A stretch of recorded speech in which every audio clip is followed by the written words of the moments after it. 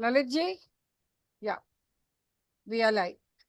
So, good evening, everyone. And here we are on the platform of Metamorphosis. Once again, episode number 4 and creating ripples across the globe, educating the educators, changing the mindset.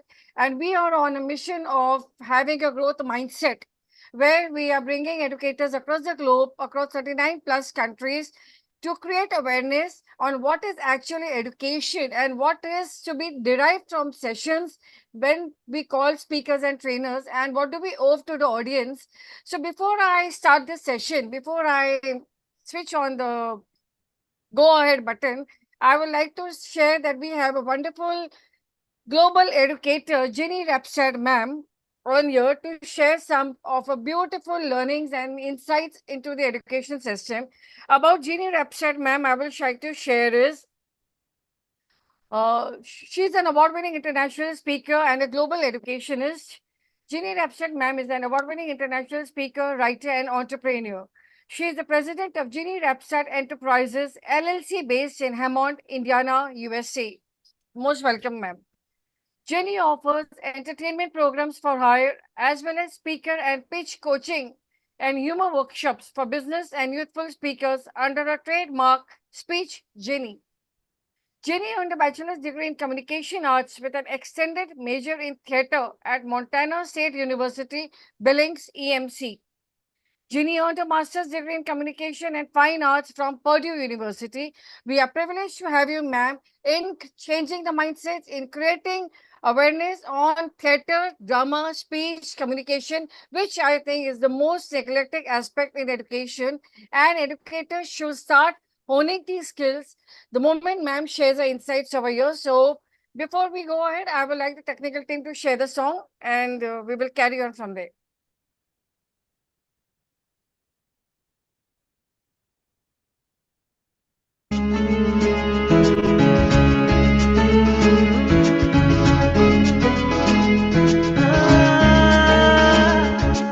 अगर कोई कर सकता है तो मैं क्यों नहीं, क्या है उनमें ऐसा जो मुझ में नहीं। अगर कोई कर सकता है तो मैं क्यों नहीं, क्या है उनमें ऐसा जो मुझ में नहीं। झांक ले अपने भीतर, खुद से आ पूछ ले, कैसी चाहे जिंदगी खुली आंखों से देख ले। मुट्ठियों को भींच गए, सांसों को खींच गए, मुट्ठियों को भींच गए, सांसों को खींच गए, सबसे टकराने को, शिखर पर जाने को मैं तैयार हूँ, मैं तैयार हूँ, मैं तैयार हूँ, मैं तैयार हूँ।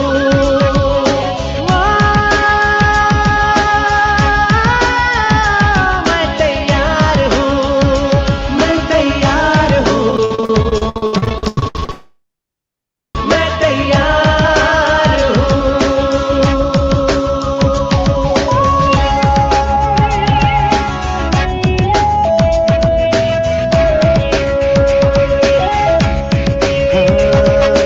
मुश्किलें हो कैसी भी मेरे हौसलों से कम है, अंधेरों को चीर देंगे इतना दम है। मुश्किलें हो कैसी भी मेरे हौसलों से कम है, अंधेरों को चीर देंगे इतना दम है। आओ हाथ बढ़ाए, कुछ करके दिखाना है, सारे बहानों को आज से आग लगाना है। मुट्ठियों को भींच गए, सांसों को खींच गए, मुट्ठियों को भींच गए, सांसों को। Thank you, Lalita. You can make me the host. Thank you so much. So, thank you. So, moving ahead to the session and welcome, Jenny ma'am, all the way from USA at this hour of time. It's a privilege to have you as a very esteemed member of Metamorphosis and a change maker in true sense. So, welcome, ma'am, on this podcast show, episode number 4. Well, thank you very much for the warm welcome and the warm introduction. I really appreciate it. And I'm delighted to be here to speak on a topic that is very close to my heart. And that has to do with what the speaker or the teacher owes their audience or their student. And I I I would feel like to share, yeah, I would like to share that when I connected with ma'am, I don't know, there is a kind of a telepathic connection that what I actually want on my episode, ma'am exactly comes out with that hot shot topic. Perfect, what I actually want. And here we are on a journey of educating the educators with a growth mindset.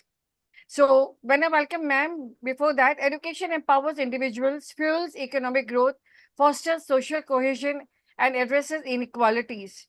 It is a beacon of hope and a catalyst for progress, enriching the lives of individuals while uplifting the collective well-being of communities. So over to Jenny ma'am. Please introduce yourself, your work, and why did you select this topic and what is the actual reason behind this? Over to you, ma'am. The platform is yours. Yes, I'm going to address that very point. What drove me or inspired me to create a lesson plan regarding what the speaker owes their audience? Because I've talked about this in other forums, not necessarily directed toward educators, but toward speakers in general. But when we go back to the educational environment, I have a master's degree, so I have a lifetime of classes of listening and being inspired by my instructors and also being bored to tears by some of my instructors. When you are in graduate school, as many of you know, then you are taught by PhDs and they are experts in their fields, but that doesn't mean that they are good speakers. Not at all. These two things are not simultaneous. You become an expert in a field while developing your communication skills if you care. If you just don't care, then you take whatever it is that you've got into the classroom. And I have been in situations where I have had my PhD instructor read their slides to me and the class. I mean, how boring and uninspired is that? So I made it a point that I would never do that when I started teaching at university, that I would never bore my student. Not at all. I would put in the effort that it takes to bring my lesson plan to life. So that's the inspiration behind the message that I have for you today. So I'm going to talk about educational speakers sort of in general and then specifically. Specifically as teachers in the classroom and educational speakers who address other educators in webinars or conferences or whatever. So I'm going to talk about those types of educational speakers. So if you are invited to a webinar or a conference, well, your audience is generally voluntary. They have chosen to come. This is something that they want to do. Maybe they've heard about you or they're interested in the topic and they're there voluntarily.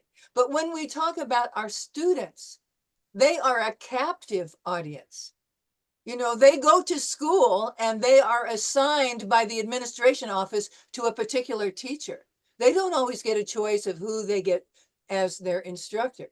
So we have to remember that many, many times those little kids or middle schoolers or high schoolers, they are captives in our classroom. They're forced to be there. So we owe them something. We absolutely owe them something. And so I have put together in a capsule, this is the mindset of an instructor when they walk into that class the very first day. This is the message that they must convey. I am happy to be here as your instructor. I have a great lesson for you. I have researched my topic. I have rehearsed my lesson, and I am ready to teach. Sit back and relax. You are safe with me. I've got this. So when you bring this mindset to your students, they respond.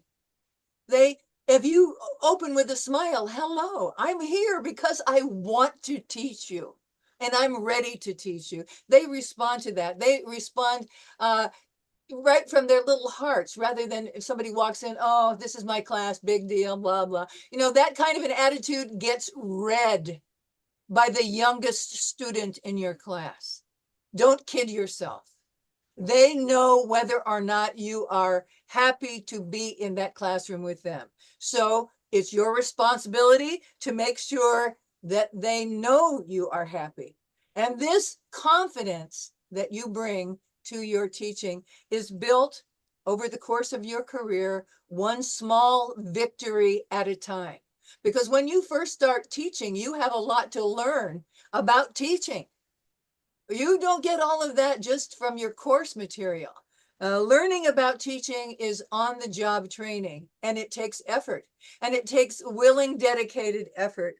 And as I said, many small victories over time. So my talk during this hour is going to provide some tips and insights into building your confidence and the confidence of your audience, whether it is a captive audience of students or a voluntary audience of people at a conference or webinar. So there are 5 major components, in my opinion, of a successful educational presentation. And they are the speaker or the teacher, the audience or the student, the purpose of the lesson. Why are we all here? The content of the lesson, and the instructor's delivery. So those are the 5 things that I'm going to talk about initially here. But before we dive into those components, I just want to remind you that our students, whether they are small children, middle schoolers, high schoolers, or trade school students, or college or university students, they are our customers.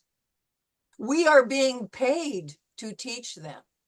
So we are receiving money from municipalities if it's a public school, or parents' pocketbooks if it's a private school, or through tuition that's being financed by the students at trade schools and universities. So they are our customers.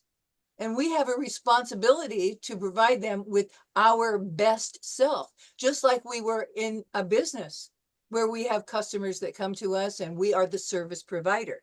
So I want you to always remember that they deserve value for their money. Their parents deserve value for the tuition that they're paying. So I want you to always remember that and do your best effort at every single opportunity that you have in the classroom or at a webinar. So let's address the first component that I talked about, and that's the speaker instructor component. And the fact is, all audiences, whether they're students or regular audience of educators or school administrators or just the general public, they want to listen to a speaker who is interesting, dynamic, and comes prepared to deliver the goods. You know, spirited presenters who can get their audience's attention and hold it because they have developed effective communication skills. You will never, ever see an advertisement that reads, "Wanted totally boring teacher, monotone speaking voice, stiff wooden presentation style, applause." You're never going to see that because nobody wants that. What you will see are ads that state teachers are wanted with effective communication skills. We need them, immediate hires. So an effective communicator, an effective educator is warm and gracious to their students. As I mentioned, they're our customers. We are providing a service to them. They deserve a warm and gracious greeting from us, warm and gracious instruction from us, empathy. They deserve all of that. And the moment that they enter the classroom, whether it's in person or a hybrid classroom or something gallery on the screen at a conference or webinar, an effective educator demonstrates to their students in their voice and facial expressions that they are glad they are here. And you can just do that by saying, I'm so glad I'm here, and give it a nice little smile. And then they make eye contact. And if we're in person, we look everybody in the eye. If we're on camera, we look into camera so that everybody in that gallery gets the idea that we are speaking directly to them. You know, studies have shown that audiences decide within a few seconds whether or not they're going to engage with you. They know this in a few seconds. And that has a lot to do with you coming out and saying, I'm ready, you're safe with me. Like I mentioned in the beginning, this is the attitude that you bring into the classroom or the virtual stage. This is universal in every classroom. Not just my classroom, not just your classroom. This is universal. Every student wants to feel engaged, that they're involved in a process that is stimulating, interesting, and that's going to benefit them, okay? So good educators learn to present their best self to their students. They use good posture that helps them look poised, confident, and in command. They avoid repetitive and jerky hand gestures. They move with purpose in the classroom to avoid nervous pacing. I have been in situations where the speaker is doing all kinds of things, walking up and down like a caged Bengal tiger. I'm telling you, it's distracting. Do not do that. Develop poise. And when you need to make a gesture, have it be meaningful and that it supports your content. Good educators wear appropriate clothing to class. They wear clothes that are attractive, well-fitting, and clean and pressed. Great teachers spend time working with their voices so that they can project their speaking voice from their diaphragm, because that's where the vocal power comes from. Good teachers work to have a polished look about themselves that helps their students develop confidence in them. Okay, so now we've talked about the speaker, the teacher, and I'm going to move into the audience or the classroom of students. Students expect to like you. They're assigned to your classroom and they expect to like you off the top. You can change that in a hurry by abusing them. But when they walk into your class, their expectation is that they've got a good teacher and they're going to love being in your class. Do not disappoint them, because it may be very difficult to win them back later. Okay, so always keep in mind that it's up to you to bring that smile, to bring that respect, to be in command, and to show empathy to them. The students expect that the teacher will be prepared and will deliver a great lesson. So it's up to the teacher, the educator, all the time to deliver the goods. You are the service provider. So make sure that you are delivering the goods that they expect from you and that their parents expect from you and what the school administrators expect from you. This is your responsibility. It's also important for teachers to bond with their students or their conference audience. When an educator is speaking to an audience in a live situation, such as a classroom or an educational conference in person, they continuously pan the room to make sure that they are making eye contact with everyone. See, this is part of the bonding process. Everybody in that audience and in that classroom wants to feel that you are connecting with them. And if you only look at a certain group of people, then the audience soon recognizes this and they begin to feel like, they're not important to you. They feel like they're not included.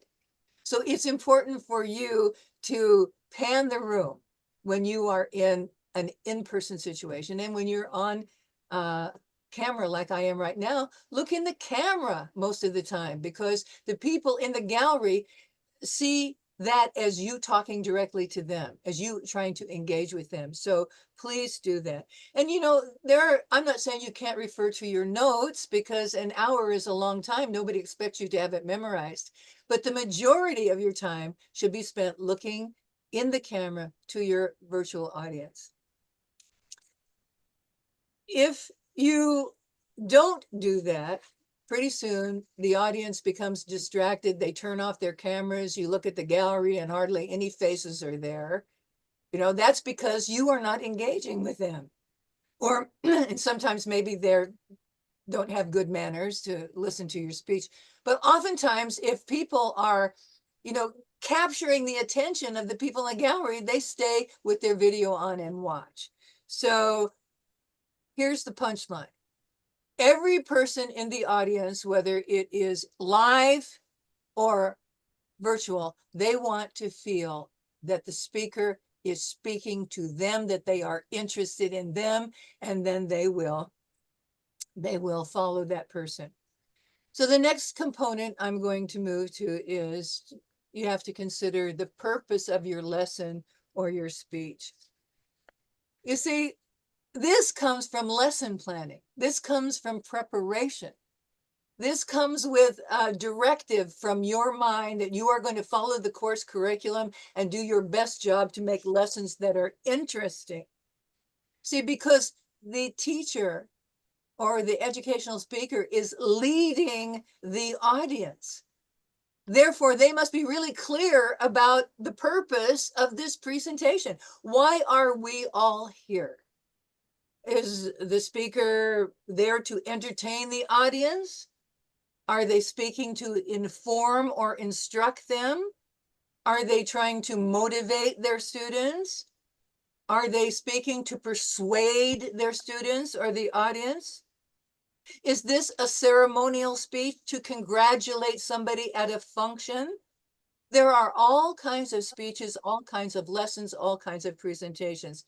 The educational speaker purpose, therefore, must be clearly conveyed to the audience. Everybody must know why we're here. And then the speaker has to adopt the appropriate underlying emotion to support the content. The students and the audience are looking to the teacher for cues as to what the teacher's point of view is, how they should respond, and what will happen next. So, as I said at the beginning, deliver the goods. You are the service provider. Deliver the goods. This is part of making your students and your audience feel safe by leading the way. Okay, let's talk a little bit about content. Make sure that your content is appropriate to your students or to the conference audience. A good teacher will not make their students feel uncomfortable for no reason. Good educators stay away from topics that are too risque or controversial relative to the purpose of the lesson. It is pointless for an educational speaker to alienate some or all of their students or their conference audience by taking shots at public figures that they don't like, or by making self-indulgent remarks that are insulting to others. The educational speaker's purpose is to bond with their students and other audience members to make the students glad that they are in their class or that they came to hear the speech. This is another way that educational speakers can make their audience feel safe. Good communicators reassure their audience by using appropriate facial expressions throughout their presentation. Their students or audience will note the facial expressions on the educator's face and will interpret them as cues about the tone and content of the presentation they're about to hear. So now I'm going to move into the speaker's delivery because it is so important. Speakers must do their best to stay enthusiastic in the moment throughout the entire lesson or presentation. No student or adult audience is going to tolerate an educational speaker with a deadpan, impassive expression on their face like this. Audiences expect educational speakers to bring their words to life. And speakers bring their words to life through vocal variety and verbal and nonverbal communication. That includes utterances, facial expressions, hand gestures, and body movement. As the educator practices their lesson or their speech, they will find places to insert a facial expression, a hand gesture, or an utterance such as a laugh. Speakers should practice those delivery choices until they become a seamless part of their presentation.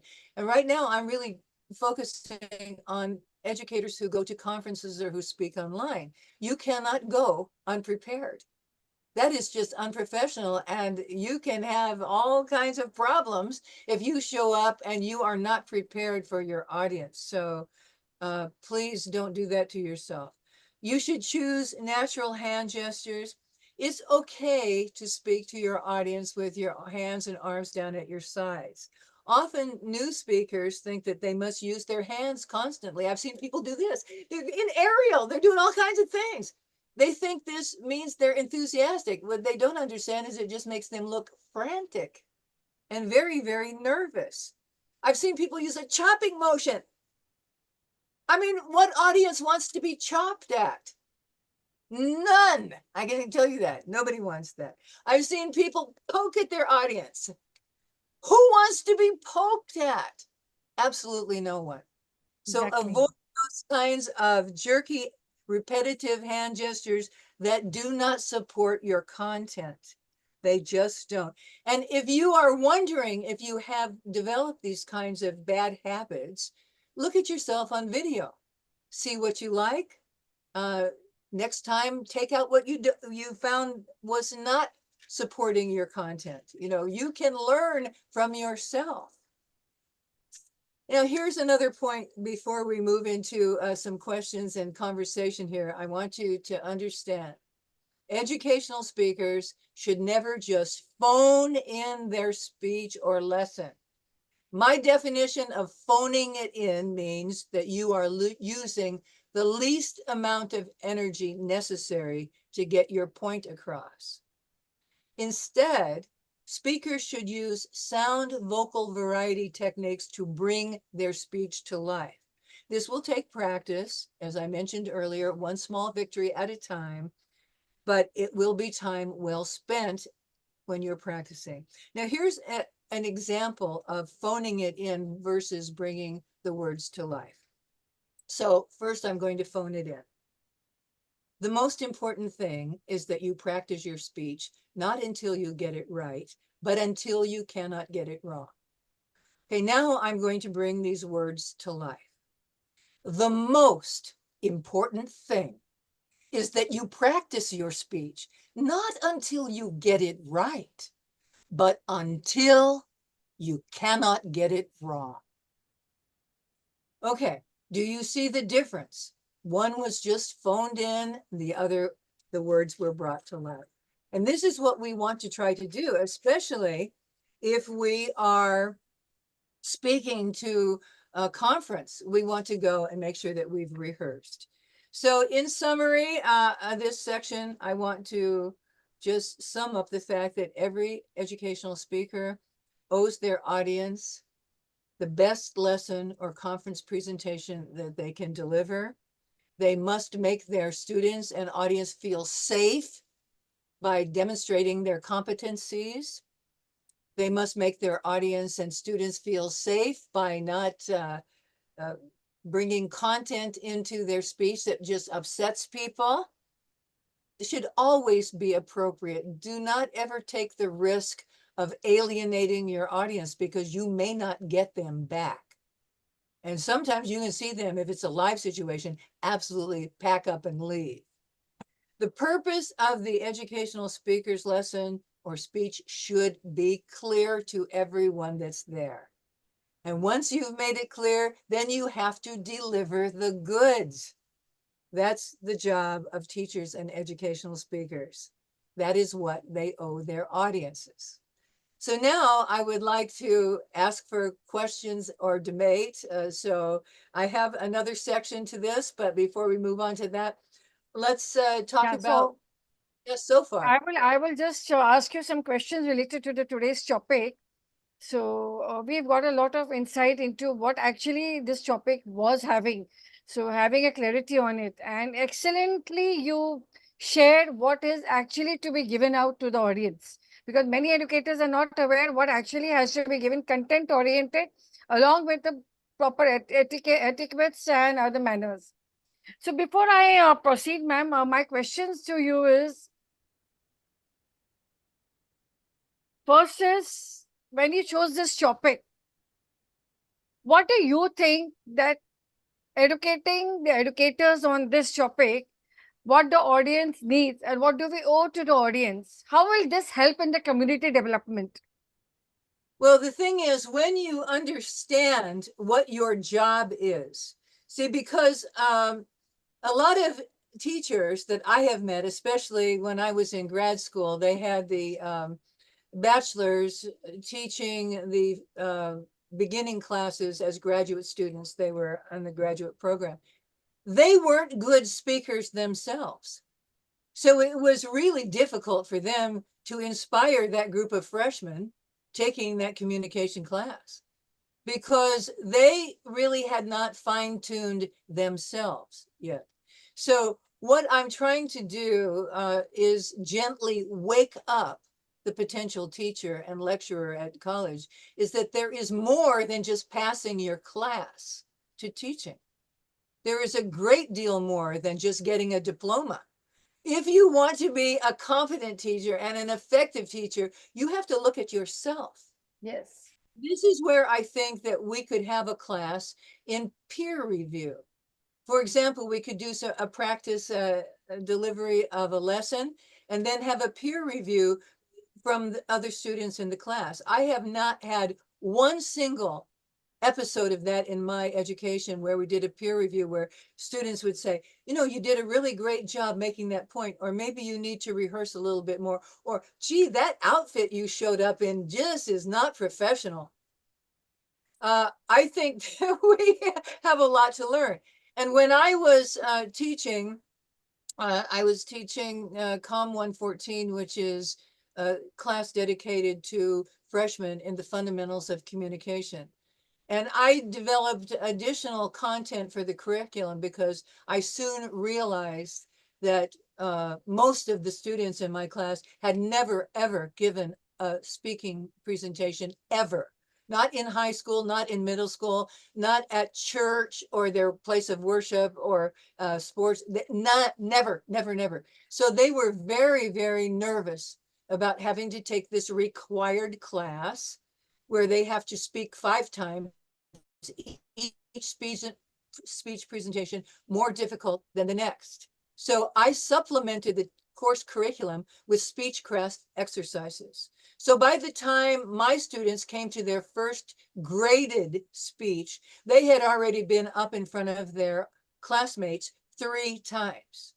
So when the chair of the department learned of what I was doing in my classes, he suggested that the graduate students come visit my class to see how effective these Speechcraft exercises were, because I offered to share them with the grad students. Do you know not one came? Now, I don't know if it was scheduling issues or just the arrogance of youth, thinking you know everything when you are a long way from that place. But they could have learned something from me, because at the end of the term, I received very strong evaluations about the Speechcraft exercises that I had developed and added to the curriculum. The students said over and over again, those exercises really helped me build my confidence, you see. So my whole point is that you don't become a good teacher just by passing your course material. It takes some effort. It takes honest evaluation of yourself and maybe a little peer review from people who are going to talk to you straight but kindly. I don't ever support people just criticizing people in a mean way. But we want to do constructive criticisms to help people grow in their role. So that's sort of what was behind that. So well, you have explained everything on this, and definitely and insight will be shared with all. So, when we talk about education is the cornerstone of any civilized society, so how do you think that educators need to groom themselves, keeping in consideration ethics, values to make a civilized society? Do you think is it existing? If not, why? And what are the strategies that they can implement so that they fit in the civilized society sector? You know, that is a very, very deep question for me, because on the surface, it sounds like there would be a simple answer. But we have issues here in the United States where we have a liberal group of teachers that are into indoctrination rather than education, which I am totally against. Their idea is to indoctrinate students into a political mindset that may not agree with the benefit of the country, their parents, or anything, but they insinuate this kind of influence in the classroom. So when we talk about an educated society is the cornerstone of any successful society, we are right, as long as we don't contaminate it.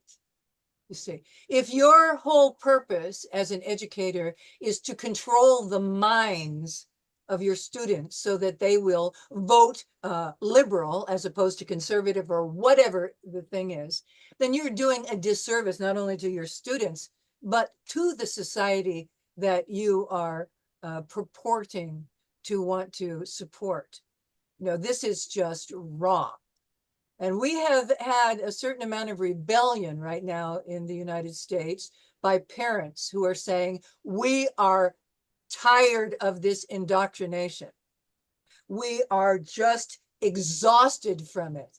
And this is one of the benefits of COVID, because when the teaching went to remote virtual classes because we had closed down the schools, the parents at home had an opportunity to hear firsthand what the lessons were from there, and they didn't like what they were hearing. They did not like that their students, their children, were being force-fed liberal policies that had absolutely nothing to do with course curriculum. And so that was one of the benefits of COVID, is that it opened the eyes of some parents. And as a result, some parents have organized and said, this will stop. This will stop. And so they went to school boards and they protested and they changed the leadership of the governors of some of the states in our country because they did not like this liberal agenda of propaganda.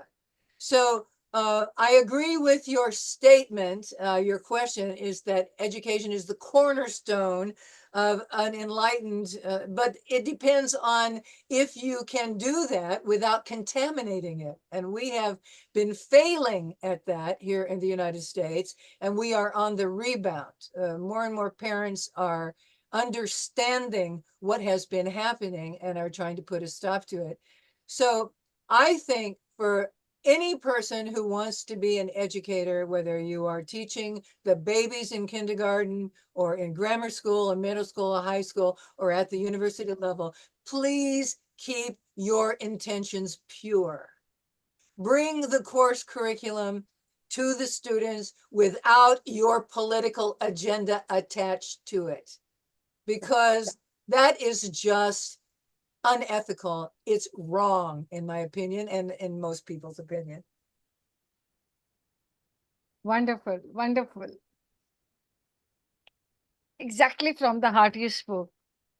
So, my third question is, how can the consideration for an effective educator enhance performance based learning towards the audience, whether the audience is a group of educators, parents, or children, or a class in general?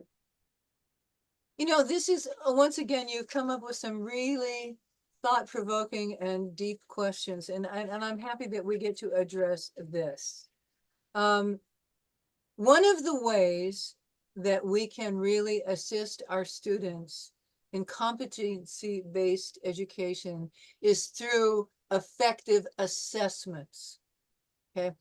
And like when I began teaching, I realized immediately that I had to do initial assessments the first day of class because I learned a lot of things that I did not know going into this. And that has to do with the fact that I live in a farm state. Indiana is a farm state. So we have metropolitan areas like Indianapolis, Fort Wayne, whatever. But most of our students live in rural school districts where they do not have regular access to internet, not even dial-up broadband. So when I found this out, you know, this was something that nobody had ever brought to my attention. So I'm dealing with students from a wide variety of educational competencies. Some of them in the urban areas, oh, they got internet, they're on there, they do this, they do that. Some of them living in a farm someplace, they don't have the internet, they don't understand how to research on Google. They don't know a lot of things because they're not exposed to it. So they come to school, the university, and suddenly they're learning, oh, you can go to the library and you can get on Google or you can go use the databases. This is all new to them. So I had to make first day assessments of my students by talking to them. Okay, so we go through the syllabus and then I'd start talking to them, where are you from? And just from them telling me the town, I knew pretty much they did not grow up with internet, that this is not part of their lives. Yes. So I have to make decisions sometimes about how to supplement my teaching so that I could bridge those gaps. Because otherwise, some students would stay with an uneven playing field. And I wanted them to get up to par with their classmates as quickly as I could.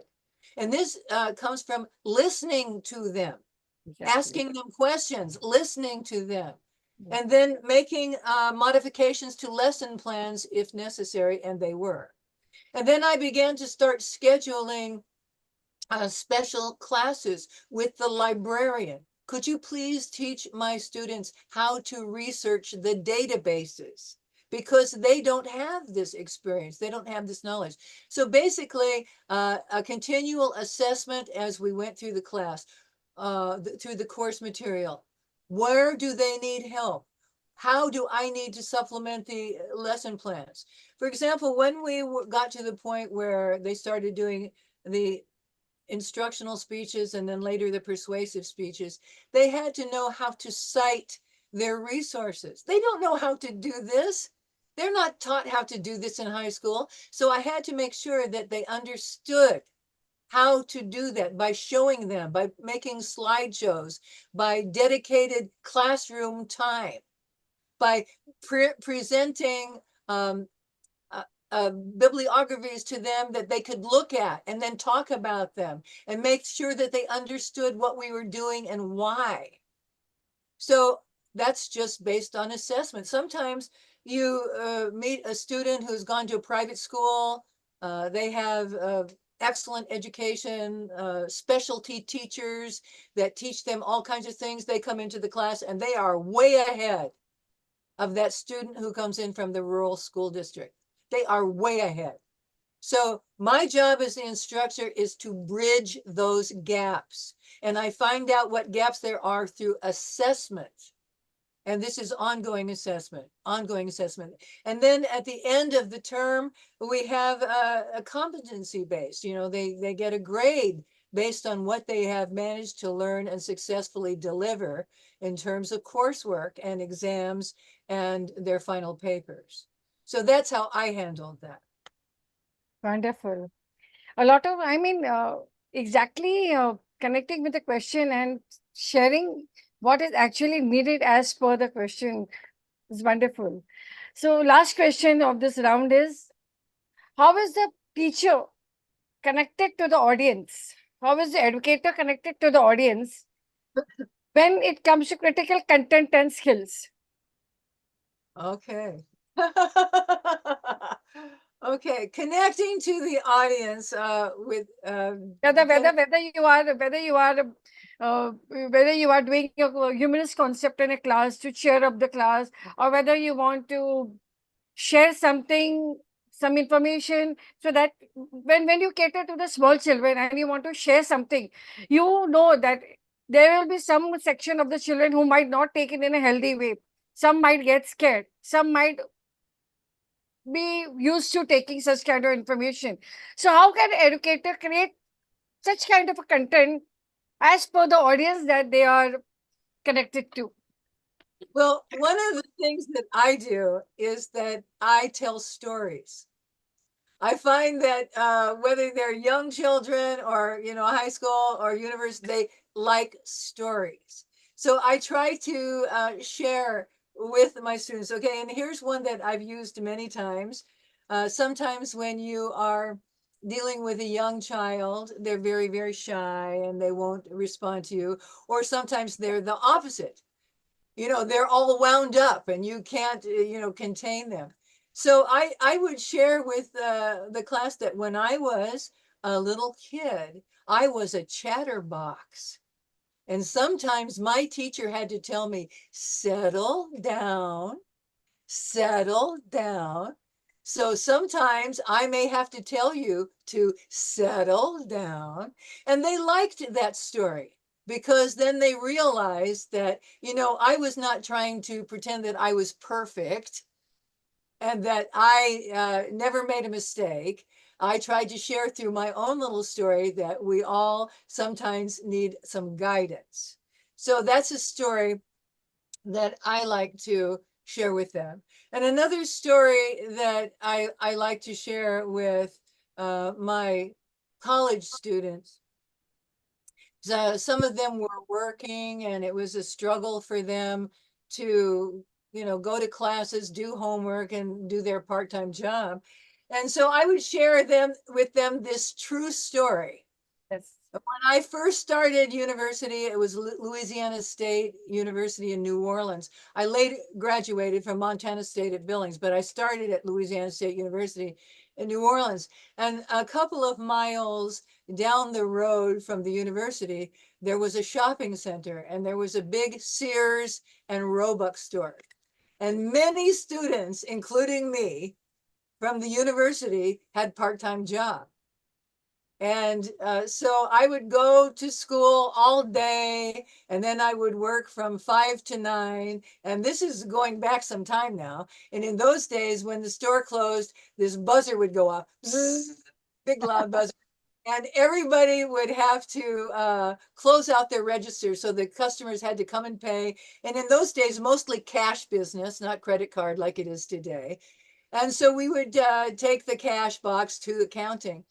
And my supervisor always made me carry the cash to accounting. And I didn't like that because that meant that I left 20 minutes after everybody else did, because everybody in the department went to accounting same time, 9 o'clock, 9:05, 9:10, 9:15, 9:20. Sometimes I finally get to turn in my money. And so I can go home. And I wanted to go home from 9 o'clock. So one day I complained to my supervisor and I said, Mrs. Hotard, why do I always have to take the money? And she said, because, Jeannie, you don't steal. It occurred to me that there's two ways of looking at the same situation. She was management and I was staff. We are looking at the same situation.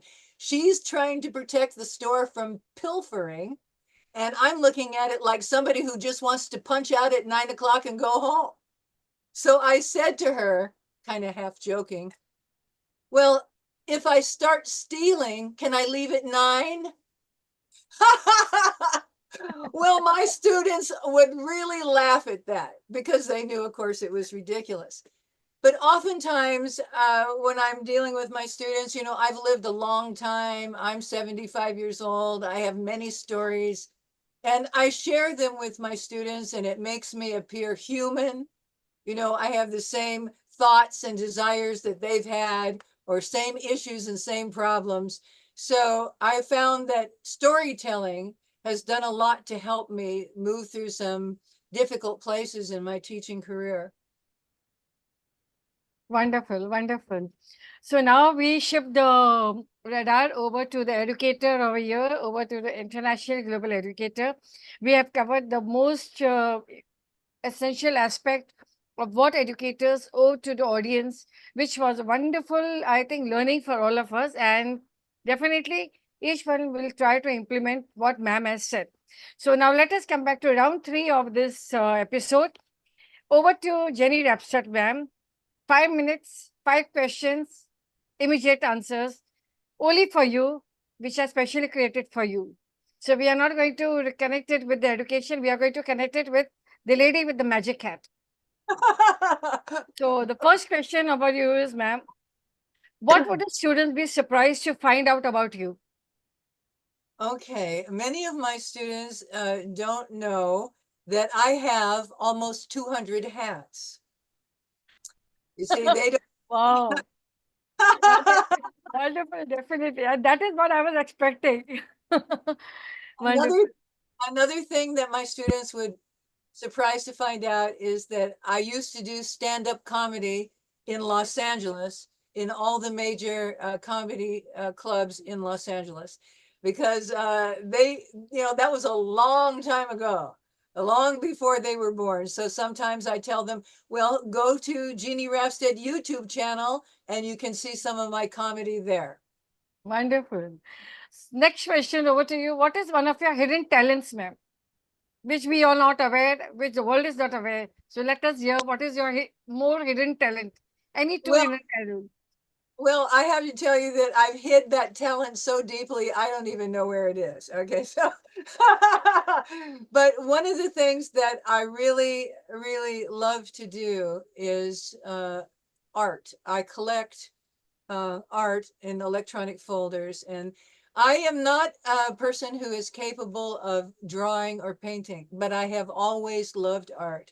And so on my Facebook page, I share a lot of art, and I especially like the illustrators' art, people who, use a pen and ink or paint, as opposed to painting portraits in oil or acrylic.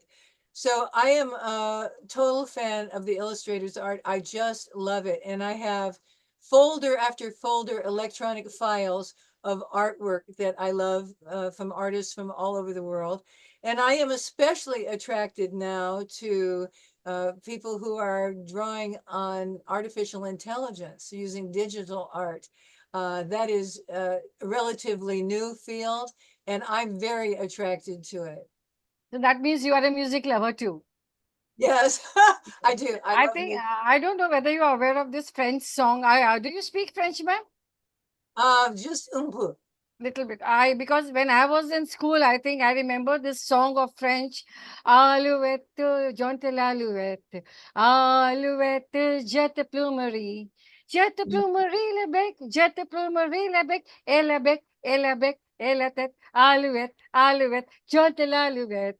Alouette, jonte l'alouette. This is the song that I still remember till now. And when I go flashback, I automatically remember the tune the teacher used to teach us. So Yes. this is what we call what the educator owes the audience, that a student remembers the Some, thing that teacher has taught. The tune, the music, the language, which is foreign to most. So it takes a lot of, the teacher should be dedicated and determined to it so that generations can carry over what they teach. and willing, the educator should be willing to share themselves, Yes. not be afraid to share themselves. Because I've shared that story about me being a little chatterbox, and some of my friends imitate me. Now, settle down. And so sometimes people will remember, as you said, a line. But I took 6 years of French, 4 in high school and 2 in university. So I wish that at some point in my life I had an opportunity to live in France so that I could really become fluent. But I do remember that song Alouette, and we used to sing the La Marseillaise, you know, the French national anthem. I still remember that too much. So yeah, those are great questions that you're asking me. Next question over to you is, I think we will have your favorite question. What are some of the pets you've had or would you like to own? Do you have any desire to own any pets? And we will definitely like to see a wonderful speaker over here, Marmalade, on the show today. Is he there? He's left. He's left. But I have to Okay. tell you that he is a character. Okay. And there are some times where he is too much. He's just too much for me because I'm busy. But no, I love him, and I'm glad that I have him. Over the course of my life, I've had a cat when I was growing up, and then several during the course of my adulthood. But I have dogs every now and then too. But for me, as busy as I am, dogs are just a little bit too much work because a dog needs to be exercised. And I just don't have the time for that. But I do love dogs very much. And at one time, I used to keep birds in my house too. But Wonderful. I don't keep them anymore. I just have cats. I keep watching him with you on the sessions, how the head is being seen, and he's a total participant on our shows. So the last question over to you, ma'am. Tomorrow, I think, is a Saturday for all of us. And what's a typical Saturday night like for you? Well, on Saturday night, I generally am working. I have many projects that I'm preparing for a week ahead, 2 weeks ahead. So on Saturday night, I like to write. I like to, because on Saturday day, I clean my house or I go shopping or work in the garden, which I hate. I don't like working in the garden at all. But in the Saturday evening is my special time to write. And so I generally stay home, and Marmalade is in the office with me, giving me moral support. But I put together speech projects that I'll be delivering, you know, the next day. And I have a project on the 7th, which is Sunday. So I will definitely be doing that tomorrow. Excellent, excellent, ma'am. So definitely, I think we have most of the educators having pets over here, and they find their pets to be their best companions. Yes, So yes. over to Marmalade. Respect to him that for being a wonderful companion for you too. So summarizing the whole session of today, it was a wonderful learning for all of us and a very, very unique topic. Straight from the lady with the magic hat, all the way from the USA for Metamorphosis. We are indeed blessed to have you as a part of Metamorphosis. So, covering the whole session, I would like to share something. Connectivity, entrepreneurship, and global competence are the new basic skills that are needed to bring the coming prosperity to the world, which is lacking. Many authentic tasks can be created for a local, national, and or global audience. Our students need to create mental relationships for their existence in a global interconnected world. Topic and audience can help you create the situation and require students to utilize the best practices and capacities, adapting as necessary for a global audience or audience somewhere other than where they are familiar. So thank you so much, ma'am, for this outstanding, wonderful, insightful session on this topic. And would you like to share some message, some giveaway from your side to the audience?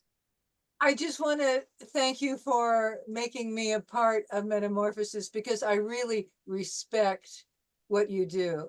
And I have come to know you through our, off-camera correspondence, and I really respect your integrity. And so I feel very honored to know you be part of this process. And I hope that I will be around, you invited back again. And before we go, I want to take a screenshot of you and me smiling on three. 1, 2, 3. Okay, and I'm going to Thank you put so that. much. Let me see if it comes out. Okay, let me see here. See if it came out. All right. Oh, yeah, we look cute. Thank you so much, ma'am. Thank you for this outstanding session. And definitely, I'm coming with a summit, 6 to 7 educators next month. And I mean, in the mid-August, where we'll be sharing a lot of skill-based learning that educators can pick up and learn from. So I will definitely invite you for that as a part of this summit, where definitely we have now completed, I think, 200 sessions in the year 2023. We are in Wow. the third year of creating, learning, and blending all the kinds of learning procedures, methods, strategies with different educators. We have organized, I think, more than 200 to 250 contests and challenges.